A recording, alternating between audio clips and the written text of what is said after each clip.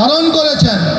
জগন্নাথের পূর্বরূপ আপনারা জানেন নীলমাধব ছিলেন। সেই ব্রহ্মার 25তম পুত্র সেই ইন্দ্রদম মহারাজকে বলছেন, হে ইন্দ্রদম। তো ইন্দ্রদম মহারাজ তার সমস্ত সৈন্য সামন্ত নিয়ে সেই কূপকে খনন করে, সেই কূপ থেকে এখনো যারা পুরী ধামে যাবেন সেই কূপ থেকে জল দিয়ে আজকে জগন্নাথ বলদেব সুভদ্রা মহারানীকে জগন্নাথের ভক্তরা স্নান করাবে। তো এই উত্তরে সর্বতীর্থ একটি কূপ আছে, কিন্তু তা বর্তমানে বালুকা রাশি দ্বারা আবৃত আছে। তাই ক্ষেত্রপাল এবং দিকপালের উদ্দেশ্যে যথাবিধি পূজা করে শঙ্খ, কাহাল ইত্যাদি বাদ্যযন্ত্র বাজিয়ে চতুর্দশীতে ওই কূপের সংস্কার করে ব্রাহ্মণদের দ্বারা পবিত্র জল তোলে জ্যৈষ্ঠ পূর্ণিমা আমাকে স্নান করাতে হবে। এই স্নানযাত্রা নানা প্রকার। এই যে আমরা দেখছি পুরীতে যে এই মঞ্চ আছে, আপনারা যারা গিয়েছেন জগন্নাথ পুরীতে, কারা কারা গিয়েছেন, সেই স্নানযাত্রা মঞ্চে অনেক মণি মাণিক্য বিভিন্ন উপচার কি করেন, সাজান। তারপরে এই জগন্নাথ বলদেব সুভদ্রা মহারানীকে তার গর্ভমন্দির থেকে বিভিন্ন কীর্তন সহযোগে এই পান্ডারা সেই শ্যানবেদিতে নিয়ে আসে। তো আমরা সেই পুরীদানের স্মরণে আমরা আমাদের পরম পূজনীয় শিক্ষাগুরু আজ থেকে 24 বছর পূর্বে এই নরসিংদীতে এই জগন্নাথ বলদেব সুভদ্রা মানে রথযাত্রা অনুষ্ঠান প্রতিষ্ঠা করেছেন। কিন্তু উনি এই 24 বছর এই জগন্নাথের অপাকৃত লীলা মাধুরী শ্রবণ করানোর মাধ্যমে আমাদেরকে বিভিন্নভাবে কৃষ্ণ কথা আস্বাদন করার মাধ্যমে আজকাল নরসিংদীতে অগণিত ভক্তদের কৃষ্ণ জগন্নাথ বলদেব সুভদ্রা মহারানীর ভক্ততে পরিণত করেছেন। এই জন্য আমাদের পরম পূজনীয় শিক্ষাগুরু যখন পয়ান তিথিতে বিভিন্ন মহাজনেরা বিভিন্ন কবিতা আবৃত্তি করেছেন। তা একটা কবিতা আছে, নানা কলা কৌশলে অগণিত জনে আকর্ষিয়া নিবেদিলে শ্রী গুরু গৌরাঙ্গ চরণে। তো আজকে এই যে নরসিংদীতে অগণিত ভক্তদের যে মহিমা, প্রতিটা অনুষ্ঠানে আমরা ইস্কন নরসিংদী জগতে দীর্ঘ 24 বছর ধরে আমাদের পরম পূজনীয় শিক্ষাগুরু তার গুরুদেবের নির্দেশে যে ইস্কন নরসিংদী মন্দির যে প্রতিজ্ঞা করেছিলেন যে প্রহ্লাদ তুমি নরসিংদীতে মন্দির বানাবে, আর সেই মন্দির হচ্ছে আপনার অগণিত ভক্তবৃন্দ, তার জ্বলন্ত প্রমাণ। এই স্নানযাত্রায় তা আমরা জগন্নাথকে নিজ হাতে স্নান করাইলে কি হয়, আমরা স্কন্দ পুরাণে পুরুষোত্তম ক্ষেত্রের মাহিত্যে 31 থেকে 76 উক্ত হয়েছে, নাত পরতম জ্যৈষ্ঠ জন্মদিনে সনাম হরিযদ বল লোকিতম। মানে এর অর্থ কি, জ্যৈষ্ঠী পূর্ণিমায় শ্রী হরি স্নানযাত্রা দর্শনের মাধ্যমে অনায়াসে জীব মুক্তি লাভ করে। এই যে আপনারা আজকে স্নানযাত্রা যারা দর্শন করতে আসছেন, 1 নম্বর হচ্ছে কি, আমরা এই জড়জগৎ থেকে বন্ধন থেকে মুক্ত হয়ে ভগবত ধাম লাভ করব। দ্বিতীয় হচ্ছে কি, এমনকি কেউ যদি ভক্তি সহকারে একবারও স্নানযাত্রা মহোৎসব দর্শন করে তার সংসার বন্ধন থেকে মুক্তি লাভ সুনিশ্চিত হয়ে যায়। নাম্বার 2, নাম্বার 3, তার আর শোক করতে হয় না।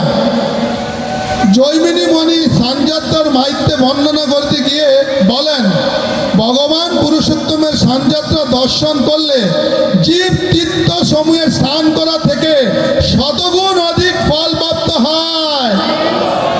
নাম্বার 3, নাম্বার 4, এতে কোনো সঞ্চয় নেই।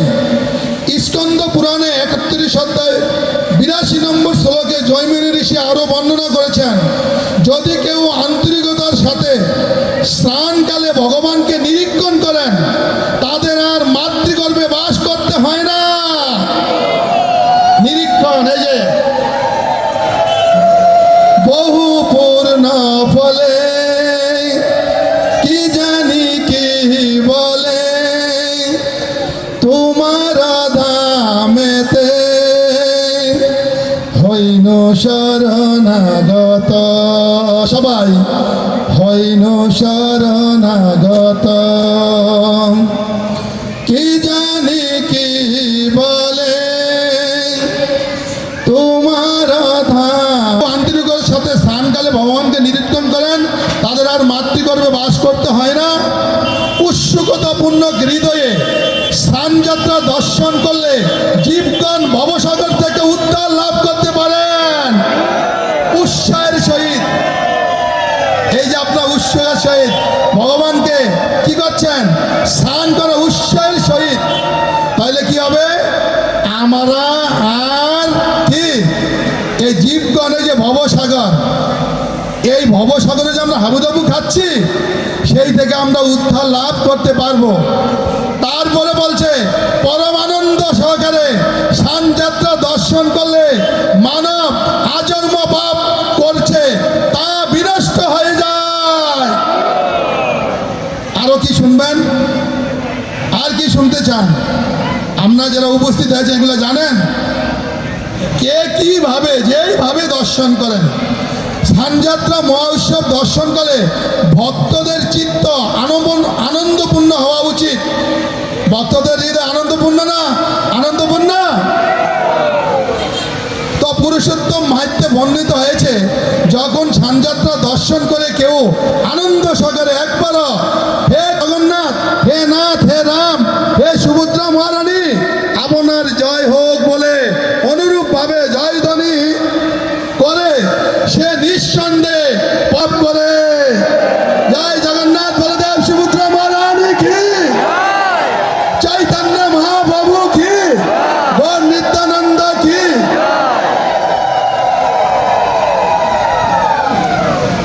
যারা সেখানে গমন করেন, এই যে আপনারা যারা গমন করছেন, কোথায়, এই জগন্নাথ মন্দিরের পূর্ব পারে হারিদোয়া নদীর উপরে প্রভুপাদ জলদূত জাহাজে জগন্নাথ স্নান বেদীর সম্মুখে যারা আজকে উপস্থিত হয়েছেন, জগন্নাথ বলদেবের কৃপায় সমস্ত ভববন্ধন মুক্তি হয়ে এই জন্মে আমরা ভগবান কৃপা লাভ করে ভগবত ধামে নিত্য সেবায় যুক্ত হব। তাই তাদের সকলকে সম্মান প্রদর্শন করা কর্তব্য।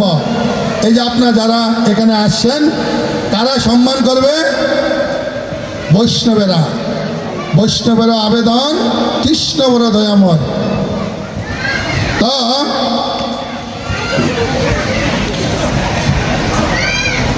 তো স্নানাবিষ্ট জল মাহাত্ম্য, এই যে স্নান অবশিষ্ট জল মাহাত্ম্য, ভগবানের স্নান অভিষেকের পর অবশিষ্ট জলও অতিশয় মহামানিত।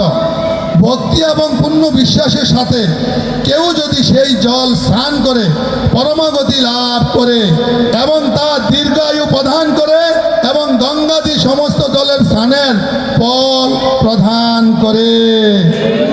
এই যে আমরা জগন্নাথের স্নানের পরে এই জগন্নাথের অপাকৃত স্নানের জল দিয়ে আমরা যখন সকলে এই স্নান অভিষিক্ত হয়ে জন্মে জন্মের পাপ থেকে দুর্বৃত্ত হয়ে কৃষ্ণ প্রেমে আবিষ্ট হয়ে ভগবানের নিত্য সেবায় যুক্ত হয়ে এই জন্মে আমরা ভগবত ধাম লাভ করব। গৌরগুণ গাও শুনি, গৌরগুণ গাও শুনি, বহু পূর্ণ ফলে সুপহ মিলিল, প্রেম পর সমনি, প্রেম পর সমনি। জয় জয় জগন্নাথ বলদেব সুভদ্রা মহারানী কি।